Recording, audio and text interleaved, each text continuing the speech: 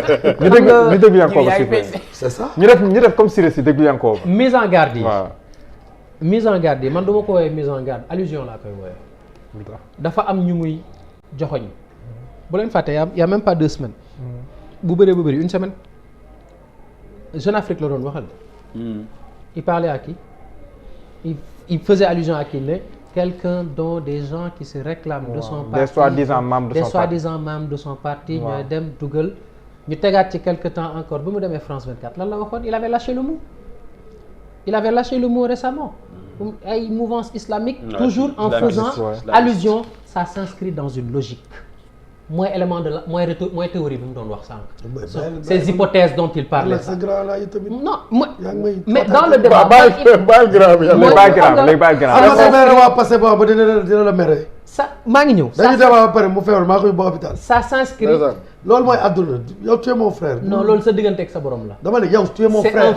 ñoo bokk Sicap. sa digganteeg sa borom la waaw mais dañuy waxtaan rek non dañuy waxtaan rek. bu ñu génnee léegi war a attaqué. yow da nga war a taxaw sauver. on ne va pas parler noonu lay taxawee. c'est même pas élégant de parler de ces bienfaits sociaux à la télé. oh là là c'est pas méchant. non c'est pas des choses. waaw d'accord les mise en garde. bref mise en garde yi man du ma ko woowee mise en garde allusion laa koy woowee. dafa am ku muy junj.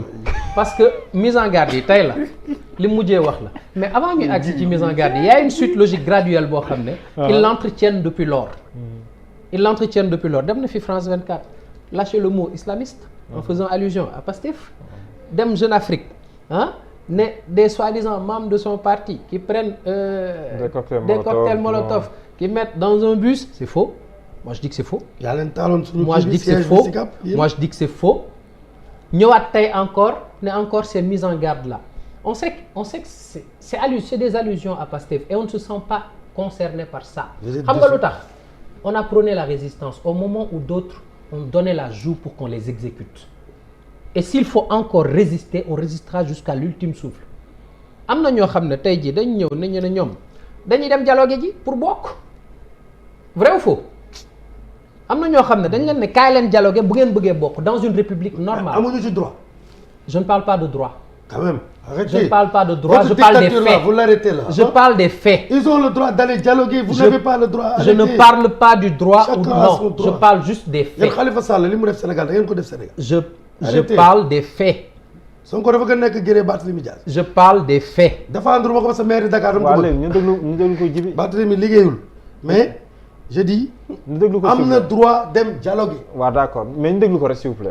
mais yéen Abdourahmane Diouf du dara baaxul Thierno Lo baaxul kenn baaxul. xam nga lii mooy dama leen di jaxase ak àddina à quel moment.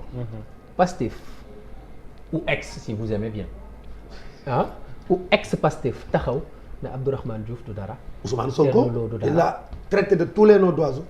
si nommément Ousmane Sonko lui-même. nommément il l'a fait à Thierno Bocoum. nommément il l'a fait à Thierno Alassane. nommément waaye dëgg waaye élection locale. nommément lu mu lay wax. waaw mais nag monsieur Mbaye nag. non mais tudd leen de. non xaaral sax non Abdourahmane Diouf daf ko tudd directement. non kaay tudd leen Mansour kaay sax tudd na leen mais dafa riposté ñoom lan la ñu wax. non enquête. directement non enquête non monsieur président lan la ñu wax. li ngay def nii c'est faire leur jeu. xam nga ñoom instant yi ci lan lañ nekk. non bàyyi ko si c'est factuel. non xam nga lan lañ bëgg. parce que li ma bëggoon leeral dans une logique toute simple. non yow xoolal lenn rek laa bëggoon leeral créer la zizanie entre l'opposition. non lenn rek personne. non xoolal lenn rek laa bëggoon leeral dans une dictature. xoolal lenn rek laa bëggoon leeral ñëpp fi la war a xool mais kon ngeen. mooy bu dee waa aar Sénégal la ñuy wax. ñooñu dañoo ñeme attaqué. ba pare ils sont pas tolérants. ñoo toog na deal politique lañ jëm. yéen da ngeen di bàyyi liste. waaw loolu yéen dugg ngir yéen seen liste bi tuul mën a dugg. c'est ça la chronologie na Sénégalais seen prochain premier ministre. du génn ci groupe bi. Sonko ne leen.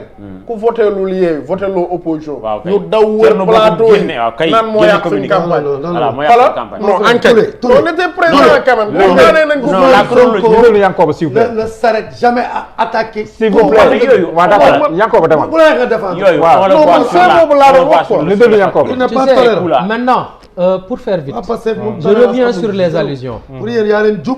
yaa leen gën a baax Sénégal. kenn baaxul mais Djibril s'il vous plaît ñu déglu. vous êtes les seuls patriotes de ce pays. Djibril s'il vous plaît ñu loolu déglu. vous mettez votre doigt dans l'œil waaw mais Djibril ñu dégloon de s'il vous plaît. Sénégal ñëpp ko bëgg. d'accord léegi Yankoba demal. Je reviens sur ces Excuse-moi, mises en garde oui, que parce moi que- j'appelle des allusions. Ces mises en garde là, comme je l'ai dit tout à l'heure, c'est graduel. C'est graduel, c'est si graduel que aujourd'hui, lui, D'accord. il en a fait la parfaite illustration avec ses soi-disant hypothèses. Il a repris le même jargon. Il a repris exactement le même jargon que son président, que son Numtreti. Notre président. Pour le moment, moi, c'est mon ex-président. Mais quand même, il faut être républicain. Il a une posture d'opposant aujourd'hui. Il faut être républicain. D'accord. C'est le président. Il a repris le jusqu'au même mois jargon. d'avril, 3 avril. am naa droit wax. C'est ton président. Donc ne me dis pas ton président. D'accord, c'est notre président. Oui, merci. C'est le président de la République, mais c'est le président de ton parti. Ça te va? Merci. D'accord. Donc pour continuer, ces mises en garde-là, aujourd'hui, elles sont très orientées, elles s'inscrivent dans une suite logique. L'objectif, c'est tout simple. Ils veulent faire en sorte que la population s'approprie un message. Malheureusement, comme ni ko Ivoiriens yi di waxee, ils ont tapé poteau. Parce que li ñu bëggoon mooy Sénégalais yi jàpp ne wuy Pastef parti salafiste la bëgguñu tarixa yi bu ñëwee saa ñun ay Sénégalais lañ. On est des vrais Sénégalais. Vrais, fondamentalement Sénégalais. Mais Ousmane Sa Baye waay, Fall la moom. gis nga ñi wootewul jullit sax wootewuñu chrétien sax Sam la sol moom. te yeewoo ci réew mi dañ leen ameel seen àq. mais attends ma jox la exemple boo xam ne ñëpp. dañ leen ameel seen àq. mais le fait que rek Senghor ait été notre premier président loolu ban signal lañ ci war a retenir. T'as c'est-à-dire raison. nañ bàyyi yooyu. Ñun West nañ yooyu. bàyyi yooyu. On n'est pas un parti de violence. dëgg quoi. Encore une fois, on n'est pas un parti de violence, mais on est un parti de résistance.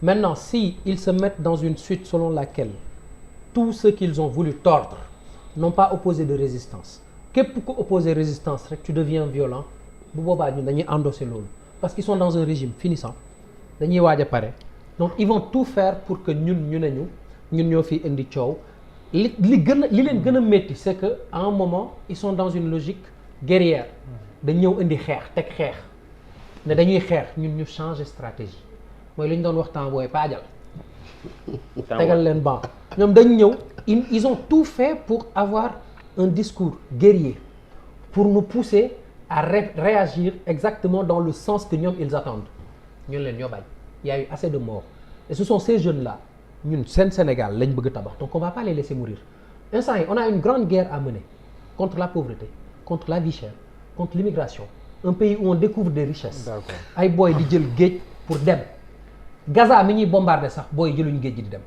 Gaza dañ koy bombardé booy jëluñu géej gi dem yow sa pays ñu fay découvrir or pétrole gaz plus de toutes ces promesses là booy di jël gaal gi di dem ak yoon bi ça doit nous interpeller tous. Est-ce que def nga ci recherche bu baax lan nga ci trouvé non baax a baax léegi bàyyi ma dem si docteur. on reviendra sur ça voilà on reviendra sur ça. docteur Moi, j'ai écrit un article sur la question de docteur l'immigration. Nder, comment vous analysez le discours du président le discours du président les récentes sorties du président li mu wax si ñoom guerre bi jaabi Atepa ses réalisations waaw matière la na nga koy analyser matière bu rëy xam naa ne nag jàngalekat moom boo ko tegalee matière moom da ngay wàcc matière la moom kay ñoom seen nguur gi moom nguuru matière la matière première wala secondaire.